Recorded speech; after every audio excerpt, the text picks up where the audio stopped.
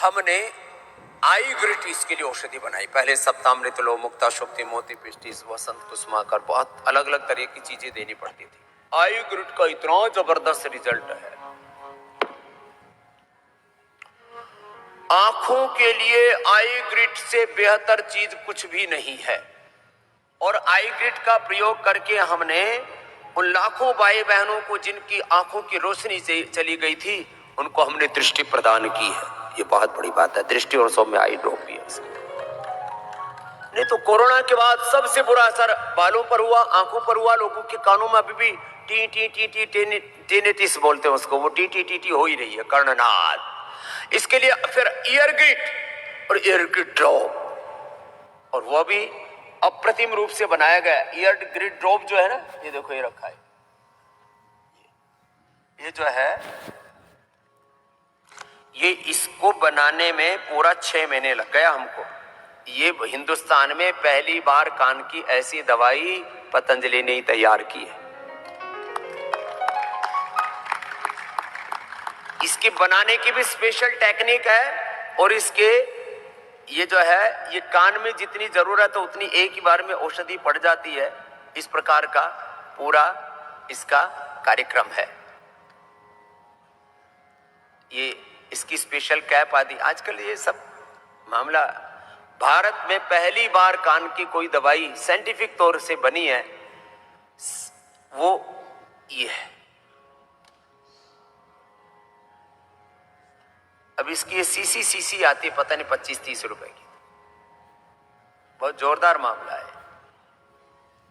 एक बार ऐसे दबाओ और कुछ में काम हो जाता है। खैर, कानों में बहुत मामला गड़बड़ हो रखा था। इसमें हमारे डॉक्टर अनुराग वार्ष्णेय जी ने बहुत रिसर्च की। एक बार उनका बहुत बहुत अभिनंदन है।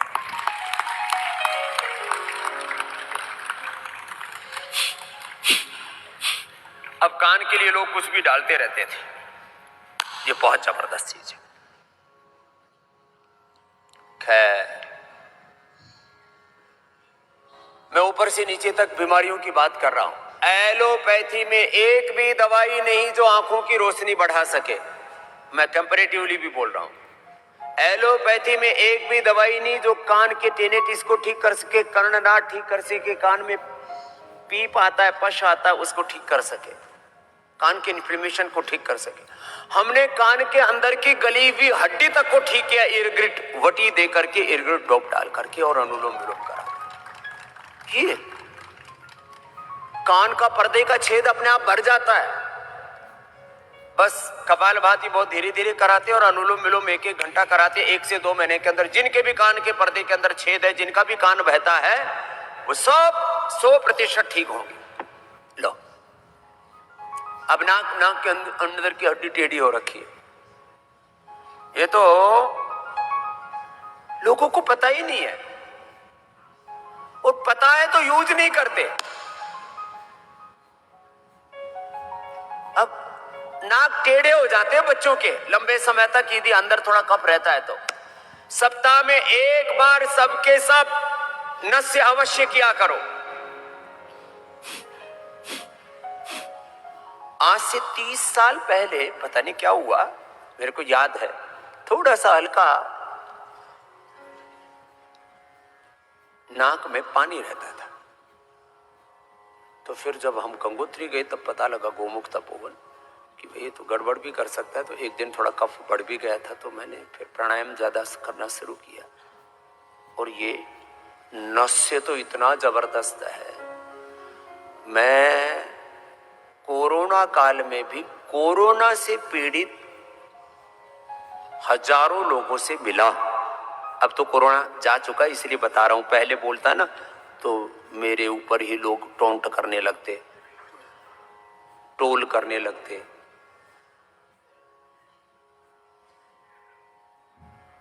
लेकिन मेरे को तो कोई दिक्कत नहीं हुई, क्योंकि जो अणु तेल का प्रयोग करता है उसके ऊपर बाहर के 99% किसी बैक्टीरिया, वायरस और फंगस का असर नहीं होता है। ये आपको बता देता हूं। तो तुम क्यों घबराते हो?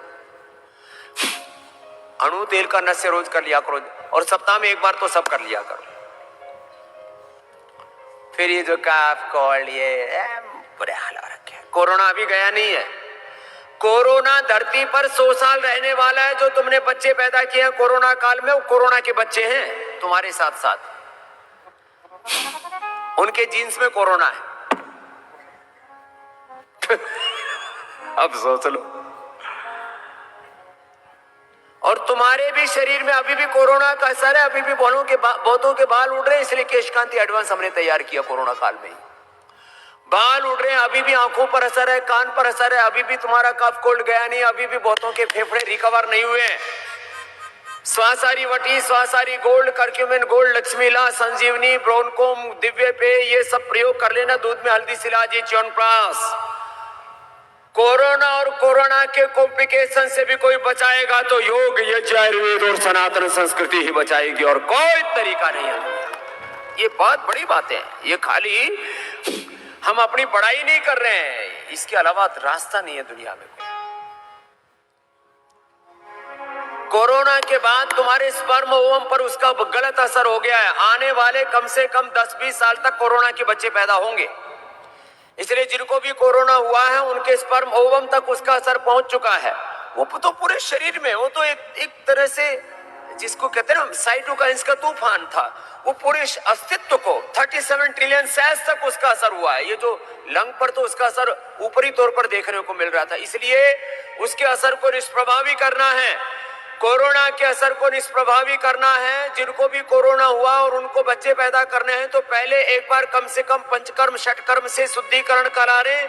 कम से कम एक बार प्राणायाम योग की साधना अच्छे से कर लें तो आप उसके प्रभाव से मुक्त हो सकोगे। नहीं तो आने वाले समय में भी कोरोना की औलादें पैदा होंगी। आपने देखा होगा कोरोना के समय कोरोना का जो कुणबा है ना, उसमें कई तरह के कार्टून अलग अलग सब चैनल बना करके सोशल मीडिया पर चलते थे। कोरोना का कुणबा, खानदान, कुटुंब, ये तुम्हारे घरों में पैदा होंगे नहीं तो